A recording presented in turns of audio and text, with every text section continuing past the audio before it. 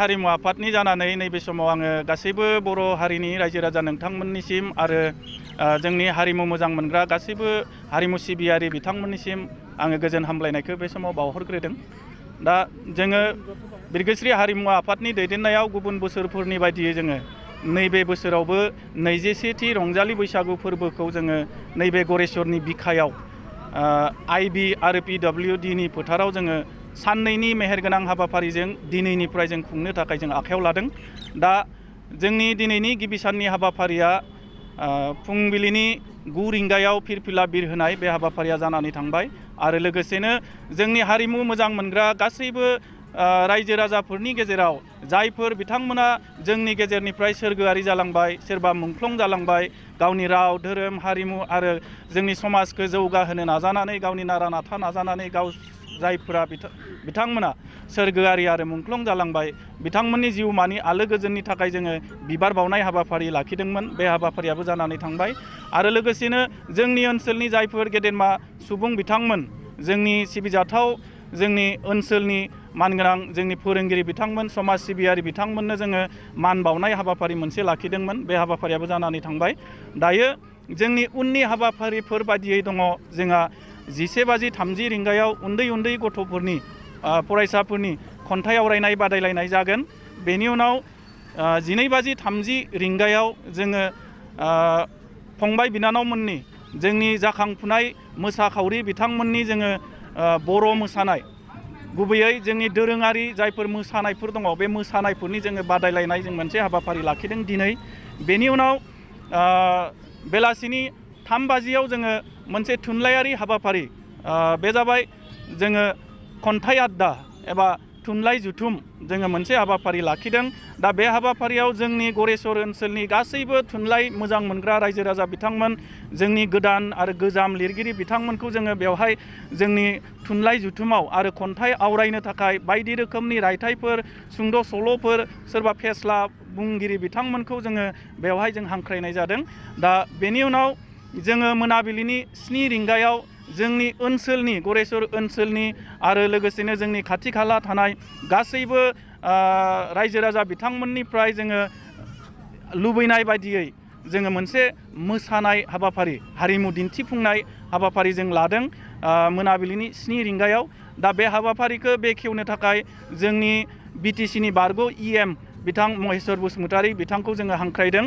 बेनि उनाव जोंनि दिनैनि हाबाफारिया जोबगोन।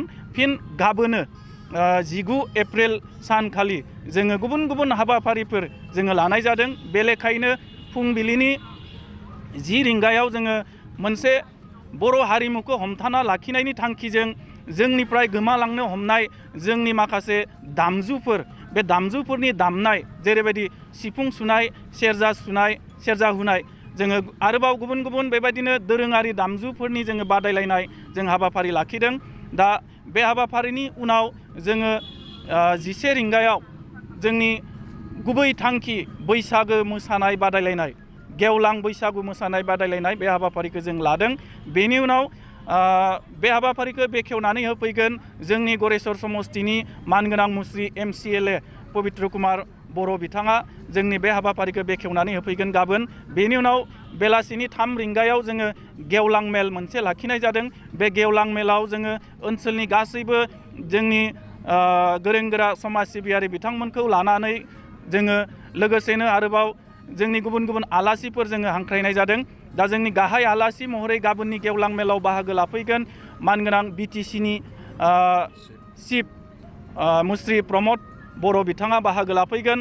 बेनि अनगायैबो मेल बेखेवगिरि महरै डिपुटि चिफ मानगोनां मुस्रि गबिन्द चन्द्र बसुमतारी सार बिथाङा बाहागो लाफैगोन। लोगोसेनो बे हाबाफारियावनो जोङो गांसे खुगा लाइसि बिरगोस्रि मुंनि जोङो खुगा लाइसि बेखेवनो थाखाय जोङो आखायाव लादों आरो बेखौ जोङो बोसोरफ्रोमबो दिहुनबोबाय थादों। बे लेखायैनो बे खुगा लाइसिखौ बेखेवना होफैगोन जोंनि रङिया समस्तिनि आसाम बिधान सभानि MLA मानगोनां मुस्रि भबिस कलिता बिथाङा बाहागो लाफैगोन आरो बेनि लोगोसेनो जोंनि गुबुन गुबुन आलासि बिथांमोन जेरैबायदि बर' थुनलाइ आफादनि गाहाय नेहाथारि मुस्रि प्रसान्त बर' सार बिथाङाबो बेवहाय बाहागो लाफैगोन लोगोसेनो गेवलां बे मोसानाय आरो गेवलां मेल बे मोननै हाबाफारिया जोबनायनि उनावनो जोङो जोंनि हारिमु बिलिफां आयदायावबो जोङो माखासे जोंनि खनगिरि बिथांमोन ओनसोलनि खनगिरि बिथांमोन लोगोसे हांख्रायजानाय खनगिरि बिथांमोनखौ जों हांख्रायनाय जादों दा बे लेखायैनो हांख्रायजानाय खनगिरि महरै जोंनि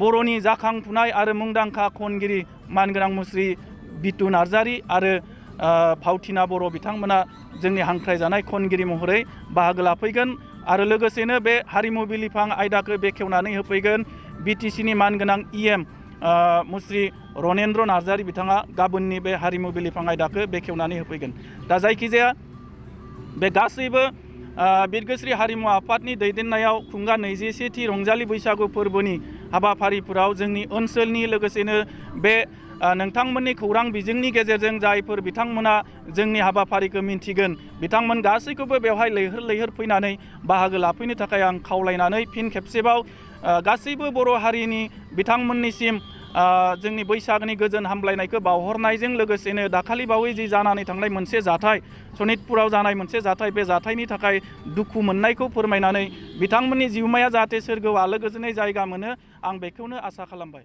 गोजोन्थों।